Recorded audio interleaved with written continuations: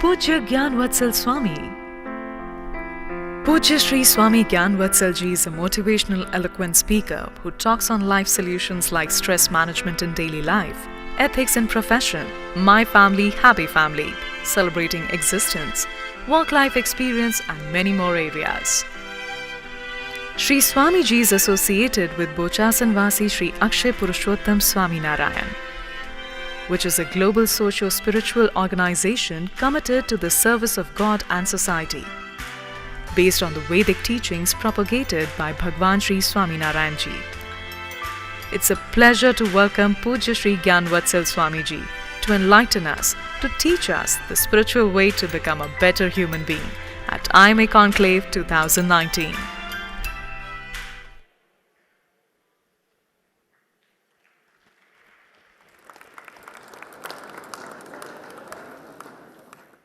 May I now request Swamiji for his esteemed address, please.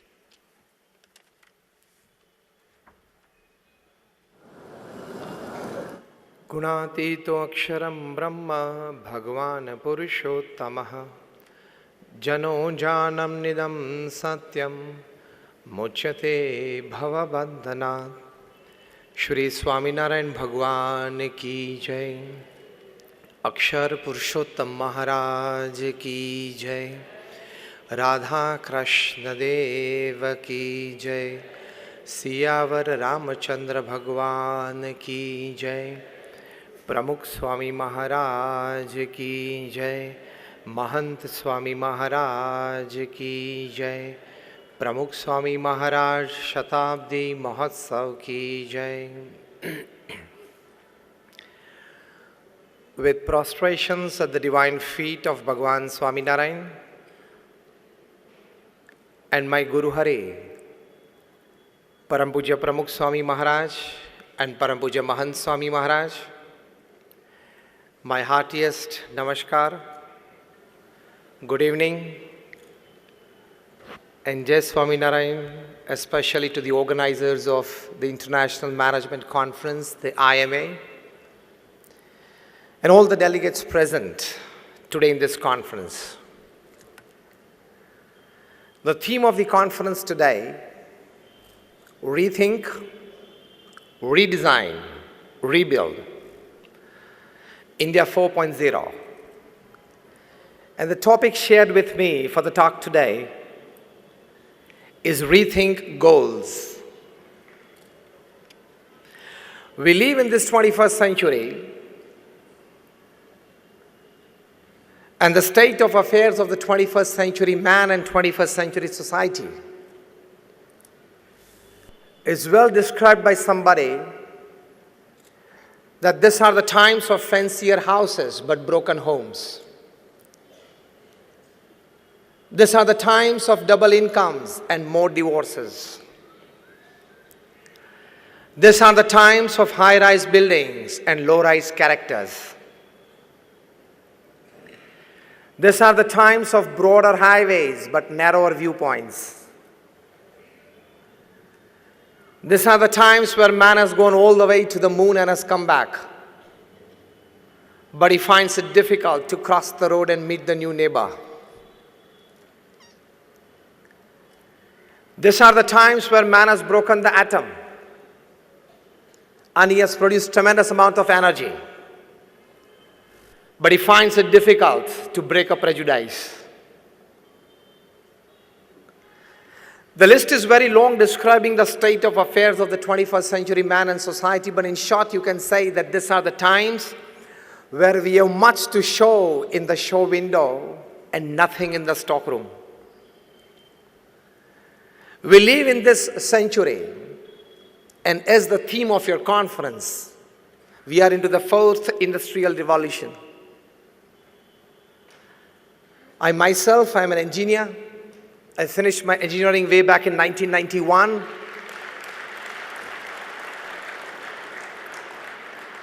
I could see from the faces of many that when you were just in your shorts and as toddlers, I finished my engineering. And thereafter I took my Diksha. I'm a saint since 26 years, so I know both the parts of the world and both the parts of life. I come from one of the largest organizations in the world, the BAPS Swaminarayan Sanstha. How many of you have been to Akshardham at Delhi or Akshardham at Gandhinagar? Almost all of you. I come from that organization. Such small and big, we have 1,300 campuses in 60 countries of the world. We have a permanent seat in the United Nations as an NGO. We do 162 different kinds of social, cultural, educational, medical, environmental activities across the globe. And when I want to talk something to you today about rethinking your goals, I've personally met and sat at least for half an hour with more than 25,000 families visiting their homes in more than 20 countries and 100 cities around the world. So let us talk something about goals as a smart professional and goals as a great human being. We all sitting here, I think all of us are very clear in our minds that we all want to be smart professionals and great human beings. This combination, isn't it? Give me a yes or no. You want to live a good business life, you want to live a good personal life, you want to live a good social life, you want to live a good family life. Yes or no? So we need to rethink our goals, redesign our goals, and rebuild our lives. Not just for the betterment of our own kind, but for the betterment of the society at large. From my experience of personally meeting and sitting at least for half an hour with more than 25,000 families across caste, creed, color, religion, nationality backgrounds, let me share with you something. First important aspect that everybody needs to accept and really accept from within is that no man is perfect, and that no man includes me and I also. Put your eye to a little lower level, and you will be in a position to accept the best of thoughts from all directions, to rethink your goals. Bill Gates, perhaps the second richest person upon this earth, he has written his book, his autobiography, Business at the Speed of Light. How many of you have read it? Just 2 or 3 of you. You need to read it. It's as good as attending this conference. He writes in this book how an high school dropout, he himself, Bill Gates, he becomes the richest person upon this earth and a self-made richest person. He writes that the secret of my success is the culmination of 3 things. First, determination. Second, intense hard work. And third, acceptance of the ideas of others. You have to keep your mind open. You have to keep your ears open. You have to keep your eyes open to accept good ideas from surroundings that can constantly and really constantly keep on shaping up your goals for the betterment of yourself, for the society and humanity at large. Acceptance of the ideas of others is a big aspect. Second important aspect to rethink your goals is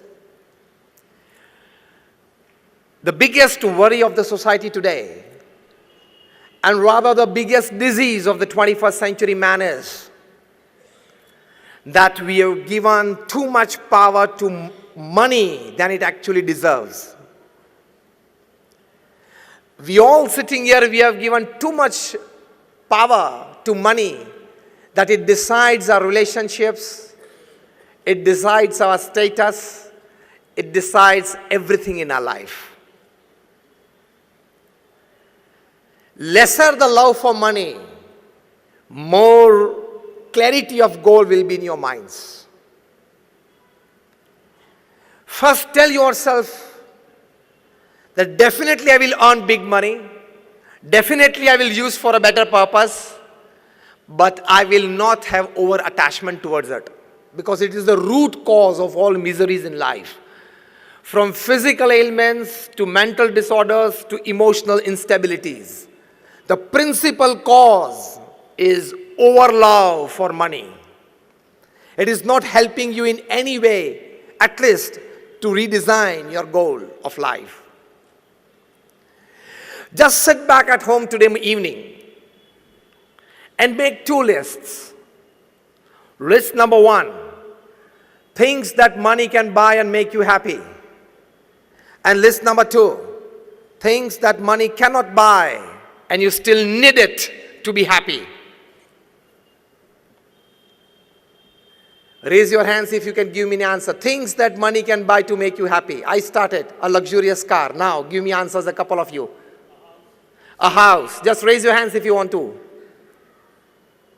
Things that money can buy to make you happy. Family? Traveling, okay? Nobody else from that corner. Comfort? क्या ज़्यादा सोचा नहीं रखा इसके बारे में? रात दिन उसके पीछे तो दौड़ते हो. Things that money cannot buy to make you happy. I started. Happiness. Just raise your hands. Peace, love, health. Sorry? Good time with loved ones. I tell you with confidence and my experience of 26 years of speaking at national, international seminars and meeting n number of national, international personalities and reading more than 500 autobiographies and biographies in my life. Let me tell you, if there are 100 things that money can buy and make you happy, there are 1,000 things that money cannot buy and you still need it to be happy.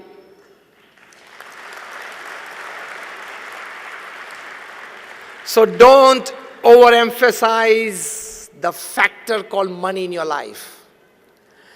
That overlove for it, that power given by you to it is not allowing you to redesign the actual and real goals of life.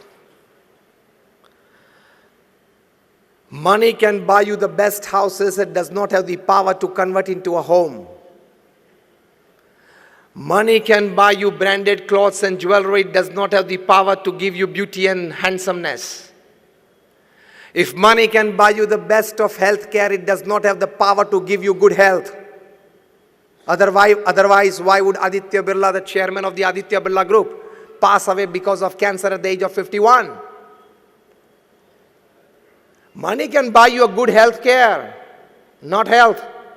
Money can buy you good food every day. It does not have the power to give you digestion. Money can buy you good beds. Michael Jackson was sleeping on a bed of 94,000 USD. And still after taking 10 sleeping pills, he could not sleep for 2 hours. So money can buy you good beds. It cannot buy you sleep. So again, I put forward emphatically the statement that if money can buy you 100 things to make you happy, it does not have the power to buy you other 1,000 things which actually make you more happier. Decrease the power and influence of money on you and your life. Only then you will live a perfect human life. Again, I repeat, it is needed. Earn it well so that you can help the society well. But don't have overlove and infatuation for it. Otherwise, it will so much overpower your mind. It will consume so much of your time that you won't be able to think of any other aspects of life which are very beautiful. Remember, this is a 70 or 80 year game. Human life is 70 or 80 years game. Yes or no? Many of you sitting half gone. Many of you sitting 3/4 gone. And I give you one calculation that will open your eye with a jerk. 8 hours of the day you sleep. Yes or no? On an average, it will come to 8 hours. When you were a child, you were sleeping 10, 12 hours. When you will be old, you will be sleeping 10, 12 hours. So average will come down to 8 hours a day. 1/3 of the day you are sleeping, isn't it? Out of 24 hours, 8 hours. So 1/3 of the day you sleep. Straight equation, directly proportional. 1/3 of the life you will sleep. So of the 70 years that you live upon this earth, your 23 years are going to be in sleep. You don't know whether you exist or not. Startling, isn't it? So, need to give a proper thinking to life. Money, power, status, fame. I don't say that you don't go for it. I only say reduce the power of influence of it on your life and you personally. Because all this combined doesn't give you the richness of human life that actually you are here to discover. I'm not just talking spiritual. I can give you n number of examples and incidents from your professional field, from your corporate field, from times immemorial. Napoleon Bonaparte, who was the emperor of France and only one of the 7 people whose name, Napoleon Bonaparte, after his name, it's written the Great. Napoleon Bonaparte the Great. People in England used to shiver by his name. 90% of Europe was under him. And he writes in his autobiography that I can have the world at my feet. I can buy any luxuries under this sun and upon this earth. But I haven't seen 6 happy days in my life. Now what is that? You need to think. Elvis Presley, the king of rock and roll, the greatest entertainer upon this earth ever. When he was just 21, there were 78 Elvis endorsed products in the market. His cavalcade was 7 limousines, and each limousine was painted with crushed diamonds on it. So 7 limousines in the cavalcade and crushed diamonds stuck on it, shining cars. He was the first entertainer to travel by private jets, 2 737 Boeings. One is private and second is staff and system. When he used to do his famous swivel and throw his leather jacket in the audience, within minutes it would be into pieces. People would take an Elvis souvenir back home. During his lifetime, when he was just 32, he had self-earned $1,000 million. During his lifetime, 500 million records were sold of his. Now listen. One day when he was playing his famous composition, How Great Thou Art, and his secretary, she just stepped in and asked him, "Sir, how are you feeling at the peak of your career?" He dropped his hand from the piano, he dropped his head down and said, "Very alone." Every evening you are getting an audience of 1,000 plus. Every morning when you wake up and come in the gathering, you have 200 people to come to see you. And you say you are feeling very alone?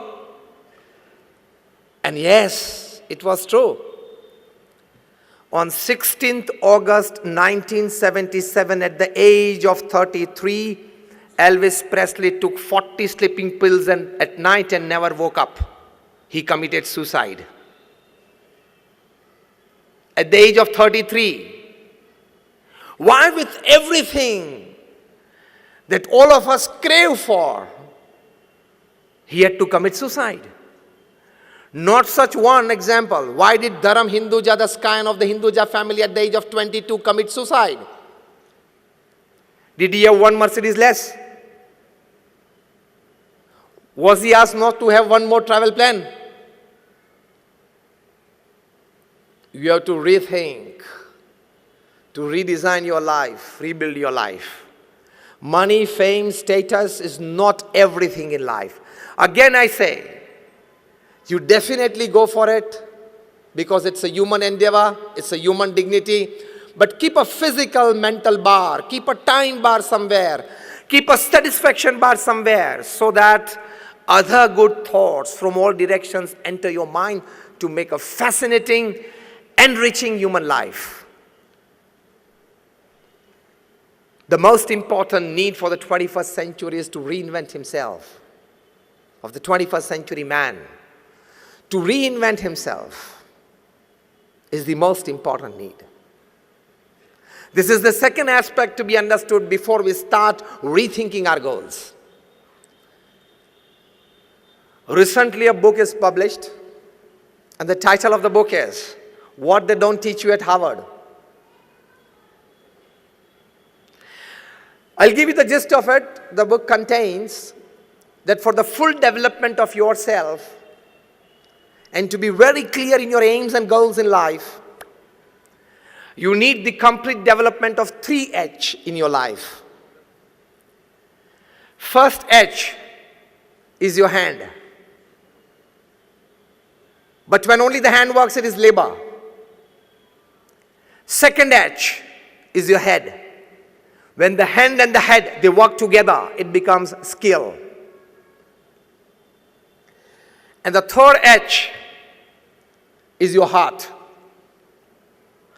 When the hand, head, and the heart, all 3 work together, it becomes art. Make every act of your life an art. Put your heart fully into it. This is the essence. And here is the start of redefining the goals of human life. Again, the base statement that I put forward at the start of the talk. You need to be a smart professional and a great human being combined. That gives you a balanced, satisfied life.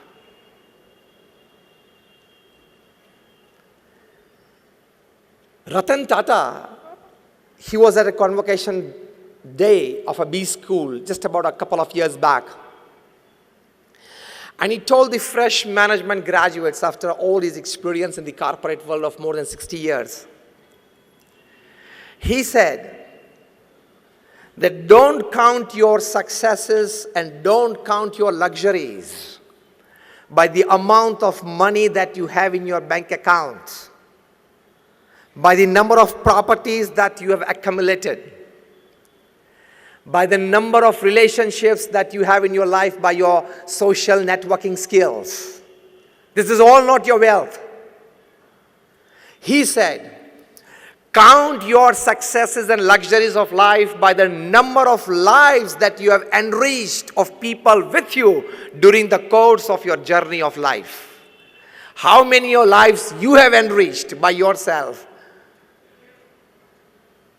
This is the start of the real thinking, of the meaning, of the topic, that is rethinking your goals. You worked in the corporate world for 35, 40 years. You had a fat bank balance. You had good properties, good family, good social relationships, everything fine. All credits to you for your good earnings in all aspects of life. But how many lives did you enrich? How many lives did you better of people around you? That is the aim of human living. I've come to you today as I'm given this topic to share something. I don't charge anything for my talks. I've been talking since 26 years at national, international seminars. I don't charge a single paise for my talks. Am I right? The organizers somewhere. This is my selfless social service, giving and caring for the society. And it gives me immense pleasure. It gives me immense pleasure to share and care for the society. So rethinking goals, first important positive aspect is ask yourself every day in the evening, at the end of your day, did I do something to enrich a life of someone around me? From a small smile to a big help, did you enrich something? Did you enrich your life? Did you enrich an environment? Otherwise, अपने लिए तो पशु भी जीवन जीते, for their own self-interest, even the animals, they live upon this earth. If you live only for your growth, for your betterment, for your luxuries, entertainment in life, it is nothing more than a dog life, donkey life, and cat life. It is not a human life.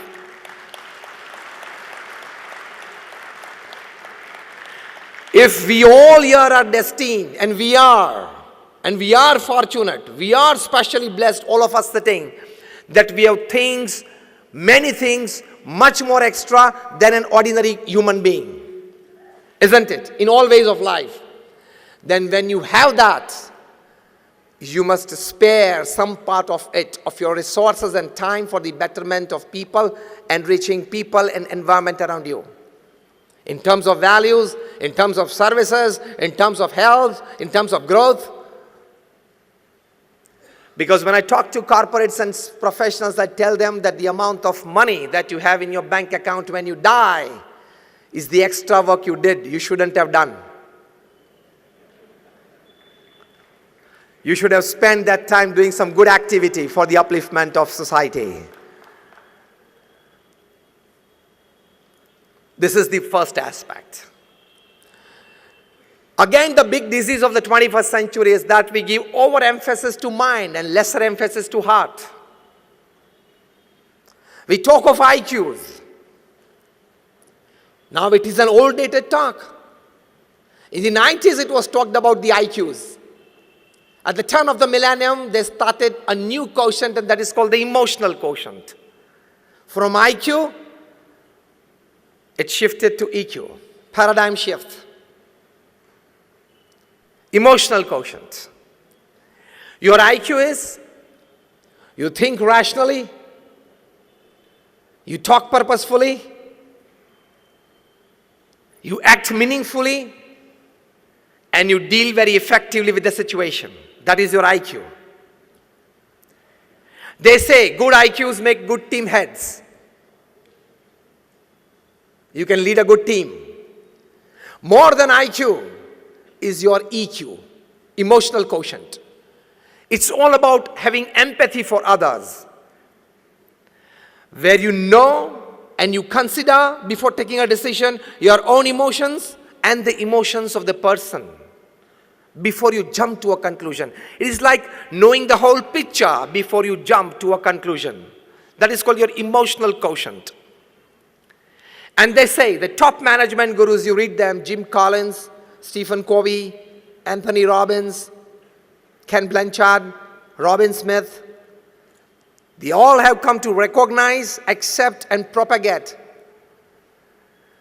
that those with higher EQs, they become leaders, not just team heads. Because when you learn to deal with people more than machines, when you keep on having increased trusts in people more than machines, not only you grow, people grow, the environment enriches around you. So those with IQ, they become team heads. Those with IQ plus EQ, they become leaders. And now, in the last decade, they have come to know that there is a very big important quotient, and that is called the spiritual quotient. A very good book I would suggest for all you professionals. I've read it 3 times. It's from the bottom of my heart for you today.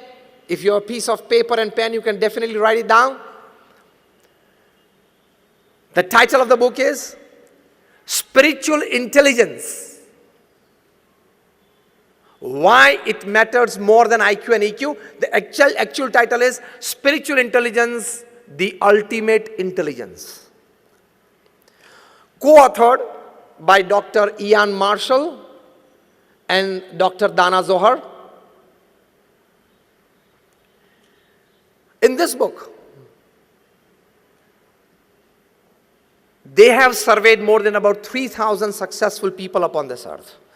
Successful not just in business, successful as a businessman, as a father, as a husband, or as a wife, as a mother, as a brother, as a sister, as a neighbor, as a relative, as a friend, successful in all walks of life, in all roles that a human being normally plays in his life.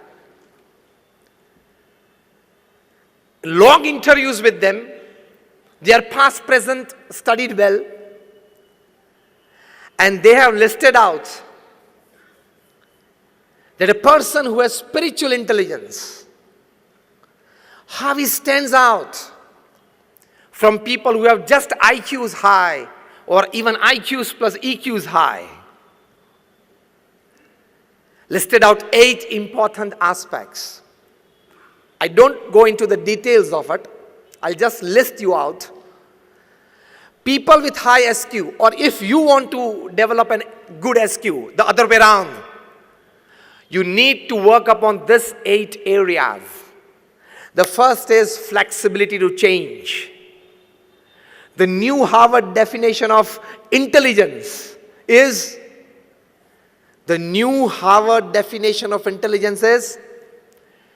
the more quicker you can adapt yourself to a change, you are intelligent. Many of us, we have mathematical intelligence, we are good at numbers, engineering, softwares. Many of them, we have concrete intelligence, we can deal with machines well. Many of us have social intelligence, we can interact with people well. But the best intelligence is flexibility to change. He survives. Second, spiritual intelligence aspect is self-awareness. What am I? Where am I? What I'm supposed to do? What I'm talking? What I'm looking at? What I need to talk? Who are the people around me? Absolute self-aware person. He never makes a private or a public mistake. That is spiritual intelligence. Third,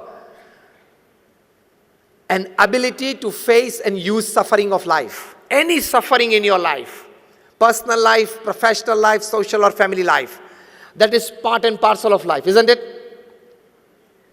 Because life is a package deal. As you give packages to your employees, life is a package deal from God. As your employees, they like 70% of your package deal and 30% is a compulsion. Even for you people.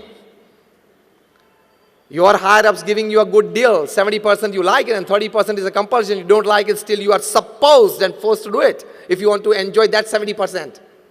In the same way, life is a package deal. It has its pluses and minuses. So, if you have or you develop a capacity to face your suffering with a smiling face and then use your suffering for your elevation. Now, this is something very important that I'm telling you. You should develop a neck. Some people have that neck to use their suffering for their own elevation. The top guy in the country, the top gentleman in the country has this neck.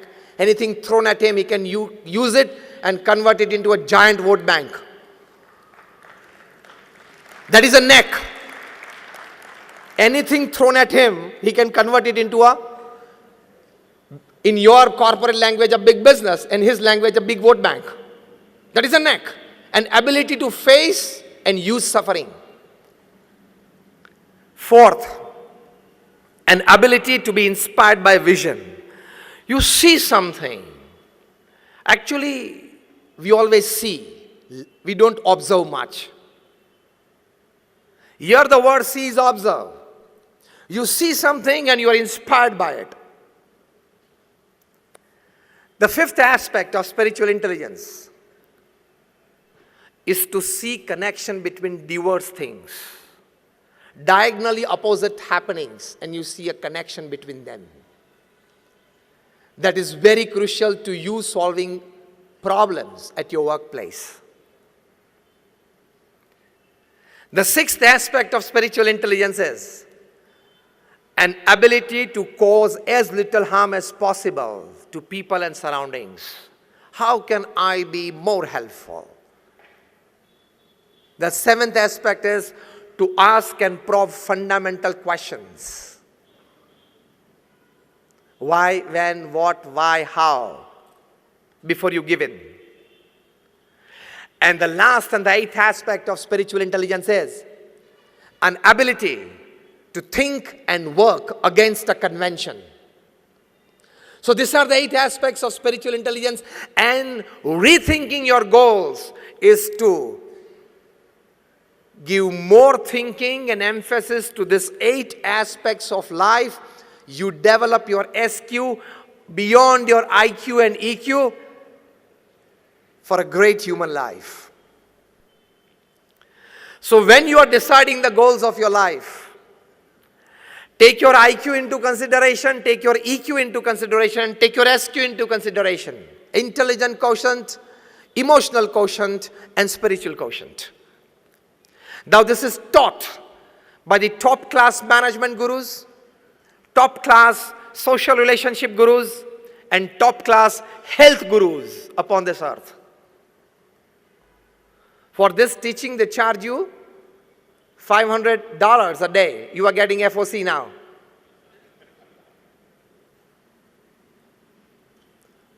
Rethinking your goals in the intelligence sector.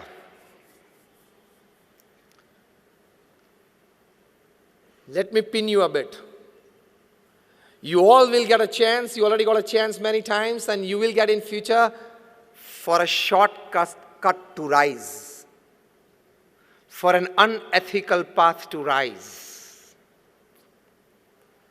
If you go for it, you will have easy and quick buck at the end of the day. But one day, you can be a big loser. Never ever adopt unethical practices to grow. This is the most urgent need for a working man today in the world. You remain wedded to ethical principles at your workplace, in your personal life. The growth may initially, you may find it slow, but it would be concrete with deep foundation. Nobody with unethical practices, if at all he has grown, he has stayed there, okay? Because I emphatically put forward a statement when talking to the corporate world. I tell them that your intelligence, your academics, your talents, your experience, your backgrounds, your platforms, your support systems can open any gate for you, but only your character can keep that gate open.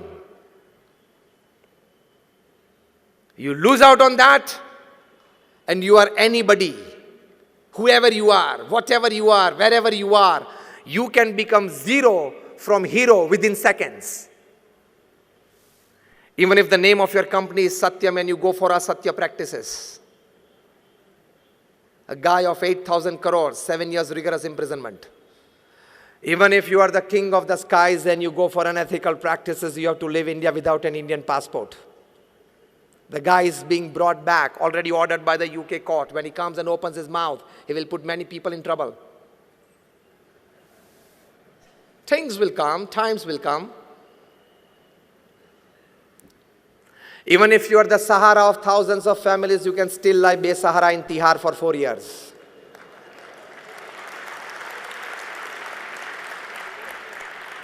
Don't go for unethical practices. Even if you are a spearhead pace attack of India, Indian cricket team, if you go for spot fixing, you can't avoid a life ban on yourself. You are getting me right? Yes or no?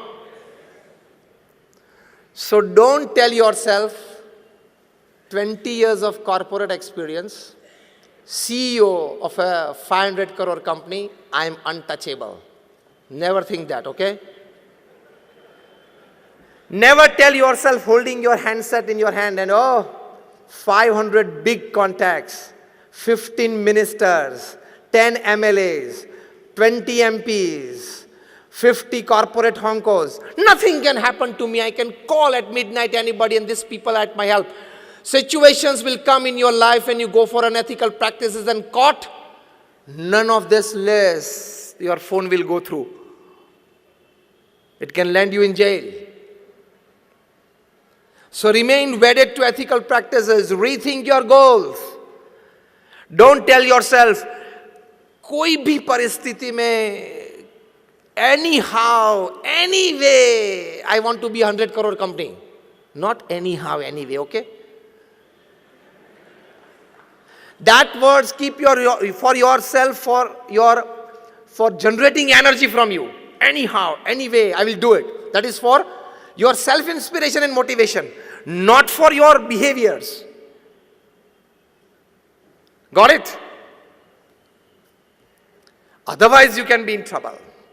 So even if the best IQ, whatever intelligence you possess, in short, even if you are the chairman of the Madhya Pradesh Electricity Board, because we are sitting here in Indore, even if you are the chairman or even if you are the power minister, I can tell you one line.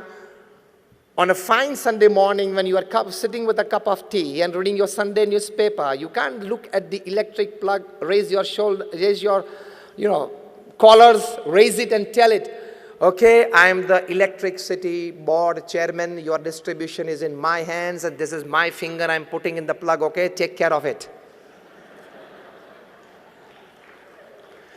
Being in the electrical distribution field for 35 years and being the chairman of the electric company, you don't have your right to put your finger inside the plug. What happens even if you are the chairman? चिपका देगी, मर जाओगे.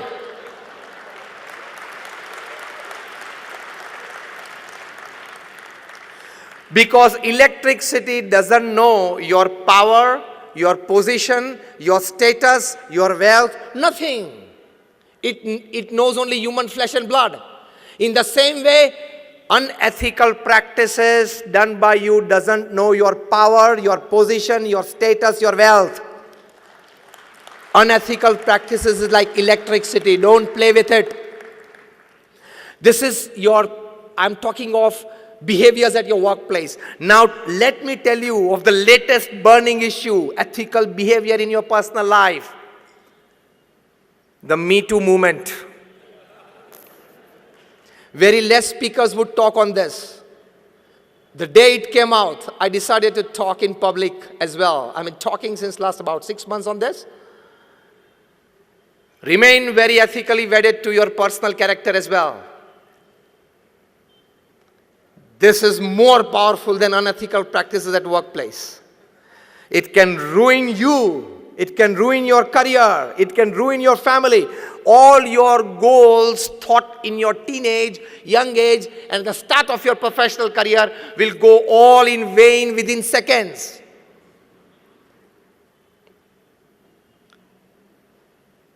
Because the earth is round, it doesn't have any corner, so it doesn't have any place to keep your wrongs. We all study science, isn't it? In our high school, I think in physics, we had a force called the Buoyant force. When a hard, solid object you try to put inside a bucket filled with water, the water gushes it up, and it is called the Buoyant force, but it pushes it up, isn't it? All your wrongs possess a tremendous Buoyant force. It has the power to come up in the open and shout, yes, this guy did this.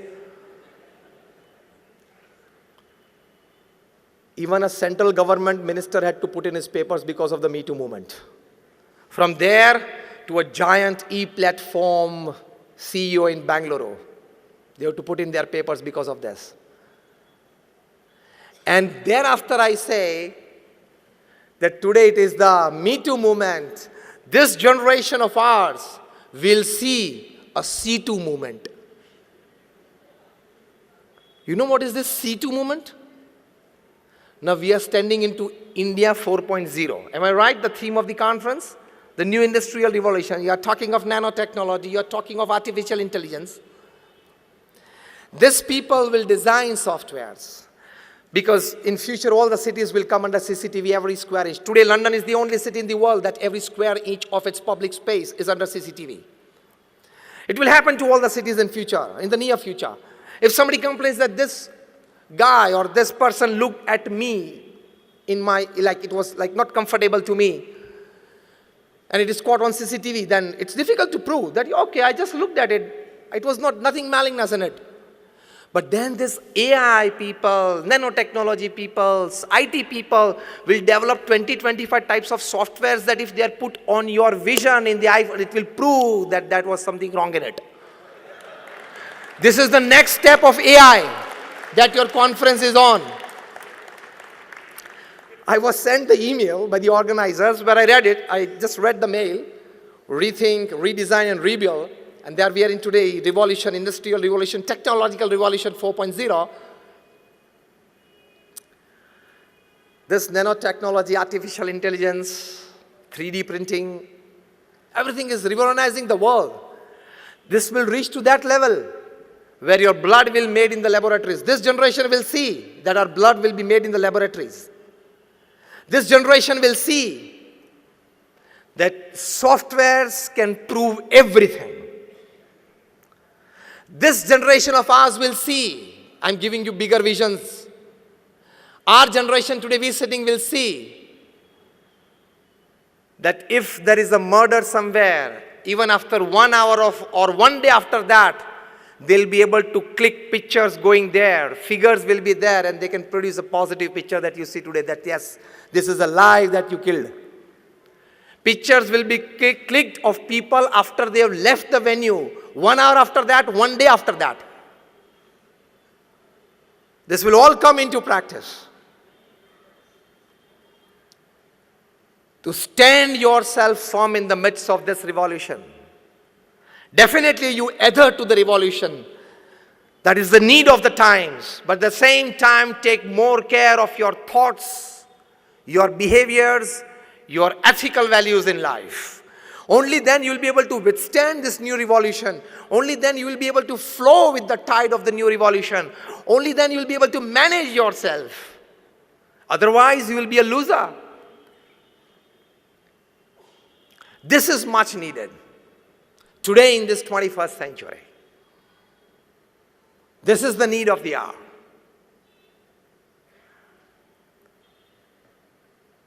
So this is India 4.0. Added value to it is what I'm talking to you. Added enhancement to it, this is what I'm talking to you. If you decide to grow, basically there is a misconception among us. You increase the turnover of your company, and people also tell you, you also start feeling that I have started becoming successful. Isn't it? Yes or no? No. There is a big difference between growth, progress, and success. If you increase the turnover of your company from 50 crores to 100, from 100 to 500 crores, it is called growth. It is not success. Let me redefine you the definition of success. Increasing your materialistic possessions in all ways is your growth. That growth, if it is aided by ethics, ethic means discipline, means honesty, means norms, it is called progress. So growth plus ethics is progress. And that progress plus humanity, morality, and spirituality is called success. So again I tell you, your turnover increased from 100 to 500 crores, you are not successful, you have just grown.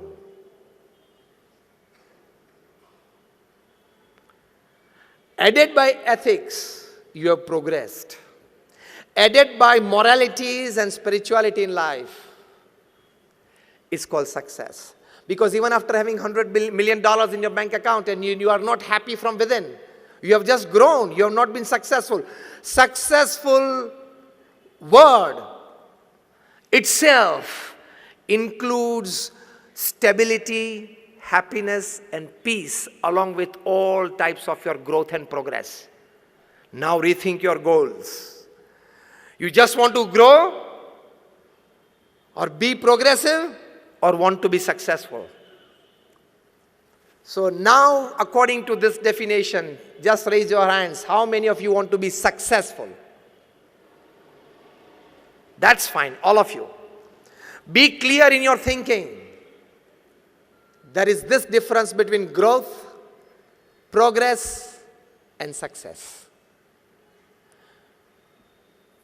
Be very clear about it. Only then you will be able to rethink your goals and redesign your path to rebuild yourself. Let me talk to you about a person whom I have seen so closely for 30 years, observed every act of his life, very closely saw every deed of his life. Pramukh Swami Maharaj, the creator of Akshar, which you have all been to.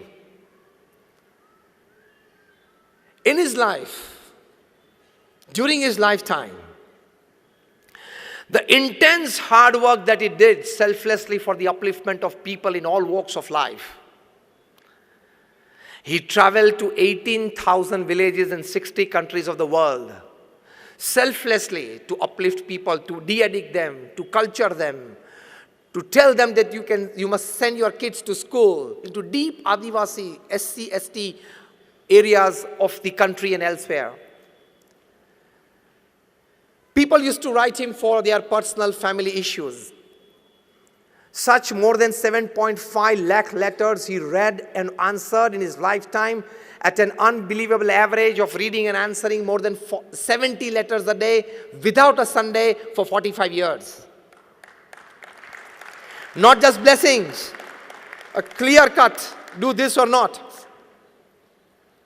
If you go back Monday morning to your office, anywhere where you come from all over the country, and you open your mailbox and you find like about 15 mails, 20 mails to answer before lunchtime, what would you feel? My goodness, first half gone. Pramukh Swami Maharaj answered 70 letters a day without a Sunday for 45 years. He met more than 500 people a day, personal audience to them, listening to their issues and guiding them well. He has been to Akshardham, such 1,300 campuses he single-handedly built and administered in 60 countries of the world. You all sitting here, you are handling one house, one family, one office, that is a manufacturing unit, one manufacturing unit, maybe a trustee or a patron somewhere in a couple of institutes, and by the end of the day, by the evening, you go mad. Isn't it? He single-handedly erected and administered well more than 100 hospitals, schools, hostels, and colleges. You go on number 8 National Highway from Abu to Mumbai, every 50 kilometers you will find our institute. He personally visited more than 3.5 lakh homes, offices, shops, and factories. Imagine. And I tell you, when it comes to NGO working, corporate working is easier than NGO working. If you are going in an NGO to this class, because in your corporate world, the system of working and relationship is pay and smile. Your pay is liked by your employee, and so there is a smile on his face, and your employee's work, you like it, so there is a smile on your face. So you are paying him in money, he is paying you in work. So it is called the pay and smile relationship. What we in NGO, when we are full-time in an NGO, the relationship and the working model is serve and smile relationship. You have to serve and smile. For 26 years, for example, I'm doing this. I don't have a bank account. I don't touch money. I don't keep money. I don't wear ornaments. I only 2 pieces of clothes. And this footwear I'm wearing is just the 3rd in 26 years. But can you see a little lesser ounce of happiness on my face than yours? Serve and smile relationship, you enjoy much better. But when you are guiding a huge institute of the class of the BAPS organization that I come from, where you have to take care of people's emotions, of their wishes, of their likings. In your corporate world, you have to take care of this, but on a very little lesser way. If you don't like, you can hire and fire. Here it is not that. So guiding a huge NGO is more difficult than guiding a huge corporate. There Pramukh Swami Maharaj was extremely successful. He initiated more than 1,100 saints like me. How many of you have 5 people in your office? Let me ask you a very blank question on your face. How many of you sitting here have at least 5 people in your office who have been working with you since more than 20 years? Not more than 10 hands raised. So here comes the importance of serve and smile relationship. Of the 1100 saints that we are in the organization, more than 750 of them are graduates, postgraduates, chartered accountants, doctors and engineers. Out of them, more than 150 of them are born American and British citizens. Out of them, more than about 50 of our saints are graduates, postgraduates from Carnegie Mellon, Yale, Keelung, Harvard, Oxford, Stanford. Many of our saints have left aside $100,000, $200,000 of job. So Pramukh Swami Maharaj was successful in initiating young cultured mind into mainstream social service, mainstream spirituality. There is a huge success.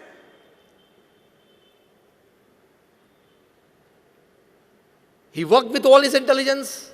He worked all with his emotions. He worked all with his spirituality in life. How? I tell you. Once he was asked, which thought remains with you 24/7? In your mind constantly. And he said, the thought that has never entered my mind. Shall I tell it first? And that was more interesting. Pramukh Swami Maharaj said, the thought of hurting anybody physically, mentally or emotionally has never entered my mind. This is your richness from within. नहीं ये office में नया आया है, शायद वो boss से बहुत नजदीक जा रहा है, इसको गिराना तो पड़ेगा. शायद आप गिरा दोगे, लेकिन आप भी एक दिन गिर जाओगे. The system is round and it comes back. छोटे थे तब फ्रिस्बी खेलते थे ना. You throw the frisbee in the air and it comes back in the same route. The law of karma applies. Live with this passion. Let me grow, let everybody grow. This is rethinking your goals. Let me enrich myself. Let my surrounding and people enrich themselves. Let me be wealthy, let him be wealthy. Let me work, let him work. Let me grow, let him grow. Let me be prosperous, let he be prosperous. Let me be happy, let he be happy. If you are driving a Hyundai of 25 lakhs and he is driving a Merc of 2 crores, don't envy. It is his destiny. It is his hard work. It is his luck. You are driving your luck, your destiny, your hard work. Simple. Remain satisfied. This should be your goal in life. Otherwise, your 25 lakh Hyundai car's joy will vanish within 1 week if you see a Merc parked beside you. And especially of your brother-in-laws.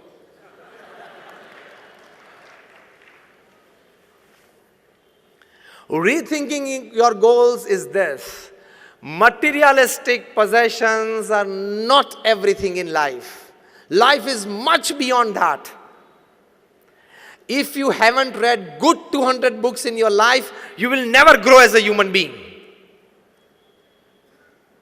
But you don't want to read it because you feel that everything is on the screen, on my mobile, on my iPad. I'm not against it. I also use a mobile, I use a laptop, I have an iPad, I have a full-time office. You need to get to the people, you need to get to work. But don't become a slave of it. Today in this India 4.0, when you have your theme, rethink, redesign, rebuild, let me tell you, be tech savvy, but don't be tech slavey. You got this? Be tech savvy. I'm also tech savvy. To make your work better. But don't be tech slavey.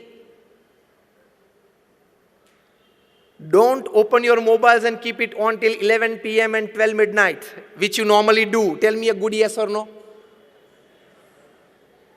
You do it. Why?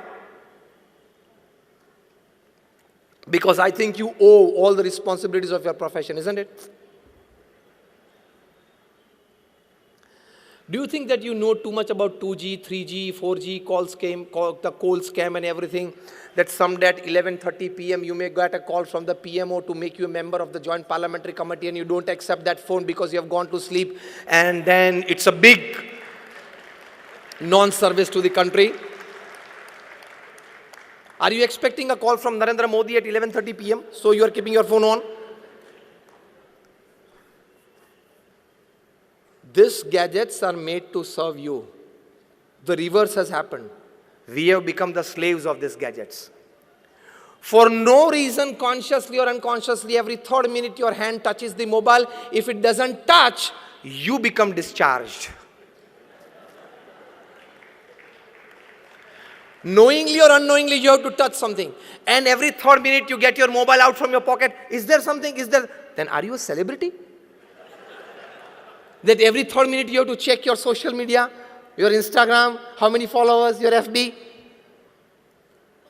Somebody asked me, Swami, are you on Facebook? I said, no, I face the book.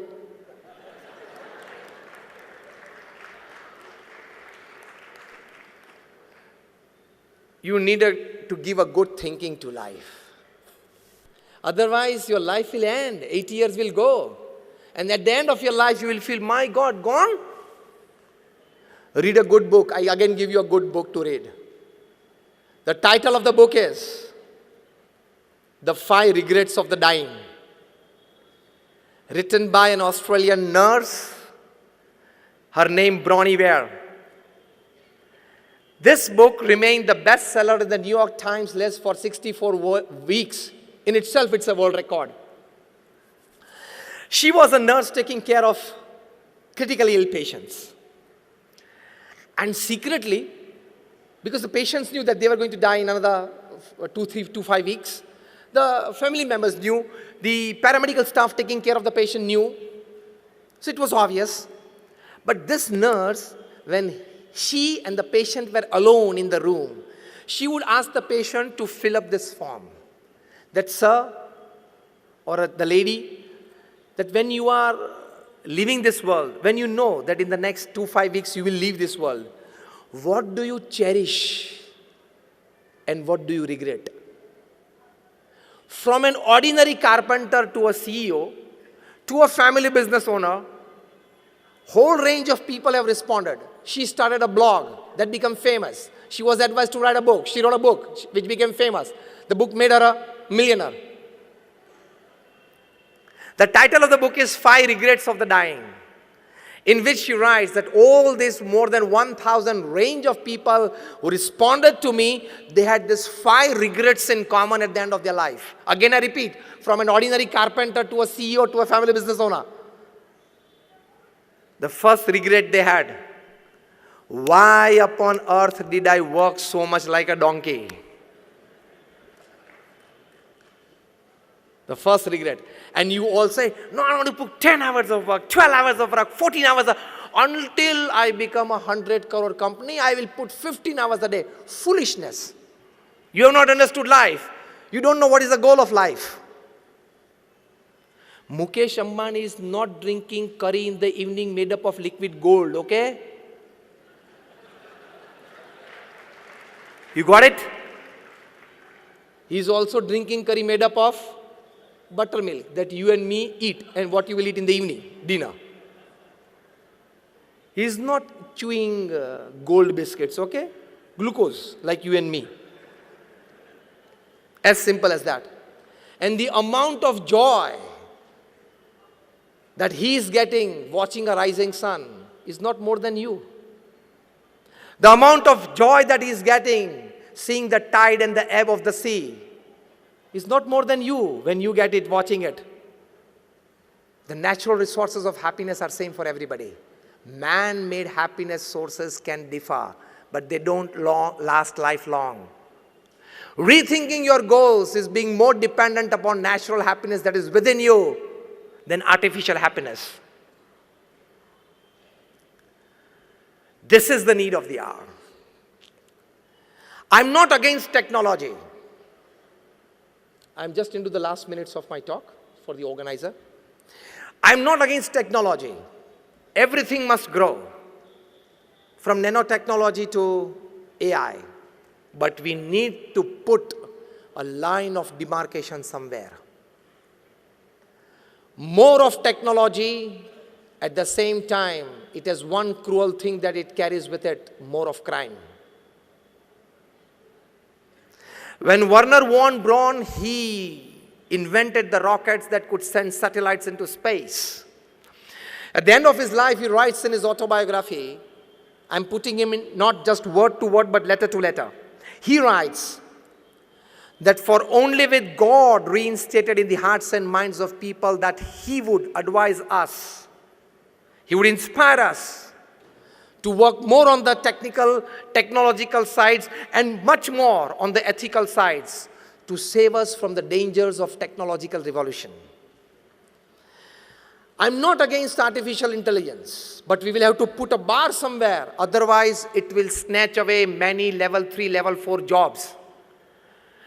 And this level 3, level 4 job people, they don't have alternates to earn. They have only one skill or one type of thinking, or they know only one work sphere. And when that job is taken away by artificial intelligence, he will have no option but to commit a crime, to fill his stomach and the stomach of his family members. Again, I repeat, I'm not against it, but we'll have to put a bar somewhere. Technology should be helpful in your growth, progress, and success. It should absolutely mind in taking away the jobs of small people. More jobs gone of small people, and you will invite more problems in society. More kidnappings, more murders, more shootouts, more terrorism. So you will have to put a bar of demarcation, a bar of discrimination, a line of control. To what extent we can go in this sphere? If machines will start doing everything, what will you and me do from the morning? And from early childhood, we have heard and learned a proverb: an idle mind is a devil's workshop. So your and my mind will be devil's workshop after full development of AI. Then what will we do? Commit crimes. No other business. So this is also a small but a very important aspect that we must consider, which is very much necessary, rather absolutely. Coming towards the end of my talk, when you decide the goal of your life, many of us have decided, but rethinking to it, being a smart professional and a great human being, that is the combination. Keep faith in God. Keep faith in His doership. To work, when you go to work, tell yourself that nobody is going to help me. I have to work my way. And at the end of the work, don't think much about success or failures. Give it to God. Let Him give me the result. My job was to put my all resources that I have into my project. Rest, He decides, I accept it. That will give you a wonderful, peaceful life. Because if there are 10 factors affecting the success of your project which are in your hands, there are 100 factors that affect the failure of your project which are not in your hands. Here is where Lord Krishna tells Arjuna in Srimad Bhagavad Gita, Karmanyevadhikaraste ma phaleshu kadachana. Krishna tells, today top corporate honkos are trying to accept this. What did Krishna tell? He tells Arjun, now remember or listen very carefully. Arjun, your job is to perform your duty well. Put all your resources to bring success to you. But final result, I will decide. Whether to give you, not to give you, how much to give you. This is very clear. I can prove this to you practically today, right in front of you. Logically, I can get a yes from you when I ask you. All of you have an experience. All of us have an experience that sometimes we planned very well. We executed very well. And yet we did not reach the peak of success that we wanted.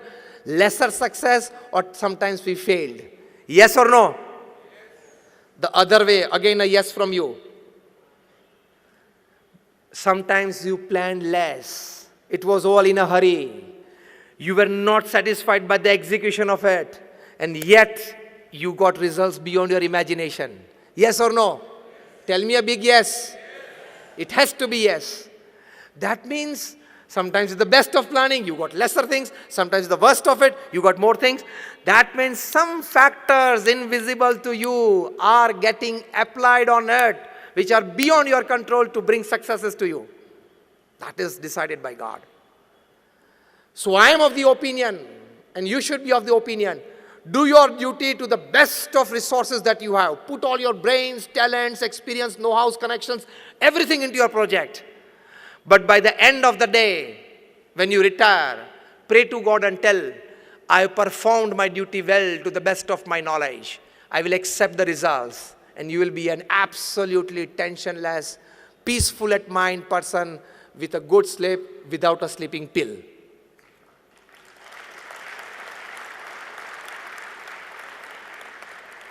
This is how Pramukh Swami Maharaj worked. When Nattubai Patel, the general manager of the Alicor Engineering Company, he asked Pramukh Swami, I have seen you in all the activities of the day. Because to lead such a huge organization, he was the president for 65 years. I've never seen a wrinkle of tension, of depression, of tiredness, of agony ever on your face. How? Pramukh Swami said, in the morning we pray to God and accept all the work of the day that I have to do. Make a list of it. I do it till the end of the day to the best of my knowledge and resources. In the evening, I give it back to God that I did in the best of my capacities. Now whatever results you decide, I will accept it. Tension comes and your goals break and you're not able to give a good thinking to life because this goal I've set up with all my thinking, all my meetings, all my planning, all my executions, why did it not happen? This is the problem with you all. But accept it. Just ask yourself, did I put all my resources into it? Yes. Then don't worry. Things that you can change, change it and be happy. Things that you cannot change, accept it but be happy. This is the thinking of goal of your life. Things that you can change, well within your control, change it. But things which are not in your control, you can't change it, then accept it. There are only two things, either change or either accept. But you are of the mindset, see, I am an MBA from London School of Economics. I am being told by my professors that you can do anything you think. You can carry out any project successfully that you design. Why is this not happening? That professor teaching you at LSE is all theory and now this is practical. You can't learn horse riding in library and go on the horse on the first day without a trainer. But our mindset is such that when I have all the capabilities, it must happen. Am I touching the point exactly in your mind? Our mindset today in the corporate world is when something is in my mind, when I am deciding to do, when I have resources, when I am working hard, it must happen. This is wrong. Absolutely wrong. Go for a big try, but accept at the end of the day to remain stable, to maintain the emotional equilibrium. But then we want to poke our nose everywhere. We are so intelligent that we have knowledge of all the fields. If Virat Kohli goes out cheaply in 5 runs, you have a comment on him. The ball was pitched outside the off stump. It was an outswing away from the stumps.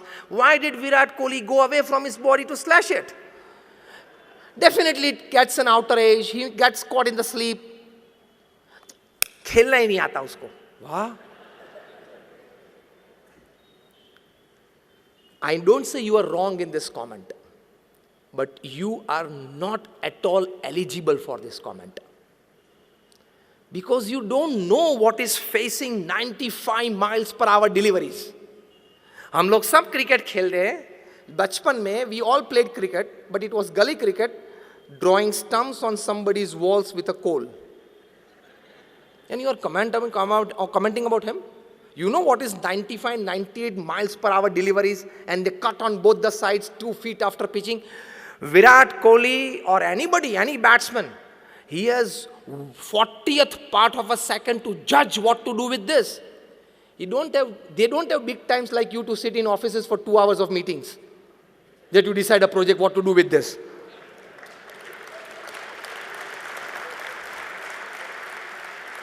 आप ये mindset में हो, हाँ 2 घंटा चर्चा कर ली, अब तो सब कुछ तैयार हो गया, अब तो होना ही चाहिए. He doesn't have that.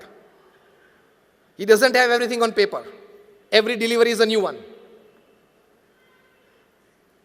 He has 40th part of a second to judge what to do with this delivery. And a small mistake and he's gone. And the whole country is up. And we sitting here, we don't have an experience, slightest experience, not even an ounce of experience of what is emotional pressure to perform when 50,000 people are staring at you. None of us have this experience. And millions watching you live on TV. Virat Kohli has to forget millions of his fans, millions of live watchers, millions of TV watchers, his companies that and products that is endorsing, nothing, the line and length of the delivery. When I talk to students, I tell them the amount of energy that Virat Kohli uses in one day, if he plays the whole day in his concentration, is the amount of energy that a 12th standard student uses in last 3 months of his preparation of exam. Tremendous energy and concentration. And you start commenting about him. Rethinking of your goals. Remain restricted to yourself. Go deep in your field. Have superficial information about things so that you may be in the society. Go deep in your field and enjoy your life. You are all here, and me too, are least concerned why Trump won over Hillary in Philadelphia, in Florida, in California. We must only know that he won against Hillary and he is now the president of US. Philadelphia में ये issue था, Florida में ये था. Why are you concerned sitting here in Indore? You open up page 3 in the morning. You are a fool. Why are you opening it? Why you do want to go deep into people's lives? I tell you, you people sitting here know more about Hollywood, Bollywood stars than your children. If I ask you 5 names of your children's friends, 90% of you will not know. And if I ask you, give me 5 names of Bollywood, Hollywood and Indian cricket team, you will give me 10. You don't know the goals of your life. You and your family are top priority. And I give you in one sentence all the stories of page 3, right from the day it started to the day it will go. Shall I tell you? So you don't have to open page 3 every day in the morning. Every morning 2 people come together, and every evening 2 people who had come together yesterday, they parted. This is page 3 story. Every morning 2 people come together, an actor and an actress. And every evening, those 2 who came together yesterday, they parted. These are stories of page 3.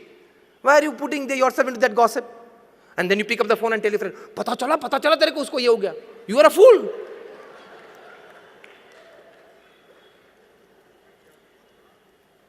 You discuss people, you are a cheap mind. You discuss events, you are an average mind. And you discuss ideas, you are a great mind.